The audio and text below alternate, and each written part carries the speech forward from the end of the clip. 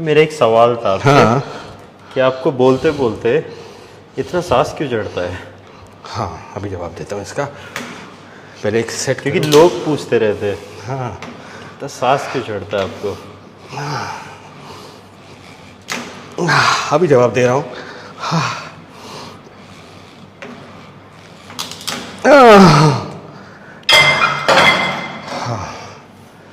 तो अभी जो मैंने करा, इसको क्या कहते हैं, शायद आपने करी हो कभी कभी ज़िंदगी में, एक्सरसाइज। और एक्सरसाइज करने के बाद, हार्ड एक्सरसाइज के बाद आपको क्या चढ़ता है? सांस। नहीं चढ़ता तो बहुत गलत बात है। तो जब भी मैं वर्कआउट, अब मैं वीडियो बना रहा हूँ तो मुझे सांस चढ़ रही, बिकॉज मैं इमीडिएटली एक्सरसाइज के बाद बनाता हूँ। भाई कोई बीमारी नहीं है, बीमारी है तो आपके दिमाग में, मेरे शरीर में नहीं।